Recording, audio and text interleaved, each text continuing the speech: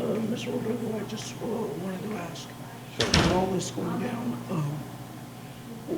how supportive have been the game day employees that are going to be missing out on the potential paychecks? Yeah,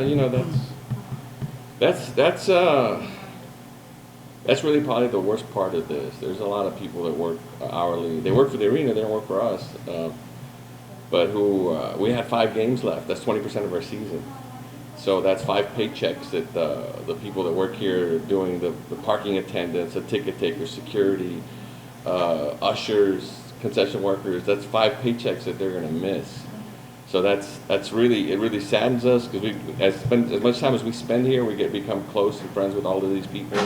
So they're definitely going to be hurting, and hopefully the arena can work something out with them where they can somehow figure out a way to compensate them or maybe make up hours somewhere else. And Wednesday night, when all of this was transcurring, what went through your mind in trying to set things up logistically, or was it one of those things that you were just following by ear? No, at the time we kind of had an idea that something might be happening. I believe we had already had a conference call earlier that day with the league. Honestly, our big concern was prepping for the road trip because we were about ready to send our team to 2 trips, 2 games in California and then to Utah. So we knew that was a very risky trip. We were scrambling to try and get the necessary supplies they needed to be safe on the trip so they can disinfect the airplane, the bus, the hotel rooms. All of that stuff is in short supply. Like I mentioned earlier, one of our season ticket holders came through with a case of hand sanitizer because we were scrambling and we couldn't find it. So one of our season ticket holders volunteered and gave us a case of hand sanitizer, which really was something that we really needed at the time because we're in the same boat as everybody else. These things are a real short supply. So. And now you mentioned about being shorthanded. The roster players, you mentioned that they were also in great health. What about the coaching staff? What did they voice any concerns prior to the game on Wednesday night, or even immediately after the game? Not to me directly, but in conversations with our trainer, everybody was leery of the trip.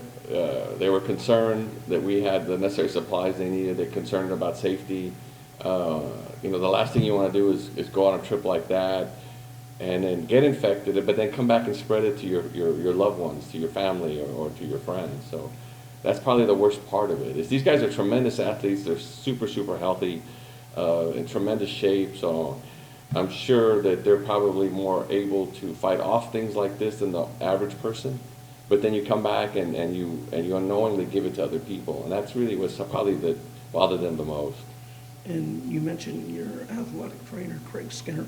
How effective has he been throughout the process, trying to just get everything coordinated and alleviated for everyone involved? Craig has done a great job. He's had a lot of meetings with the league. There's a tremendous amount of protocol that's being issued almost daily. We're getting updates from the league as far as protocol about things we need to be look out for, things we need to check for, what we should do if a player is symptomatic, all those things. Craig has been really on top of all that. I could see he's very concerned. When he reached out to me about the lack of hand sanitizer and other products, I could tell in his voice that he was really anxious about solving that issue. So luckily we were able to help him with some of those issues. But no, he's done a tremendous job. He's a great trainer. I could tell really cares about our players and our coaching staff, and we're very lucky to have him. All right, thank you.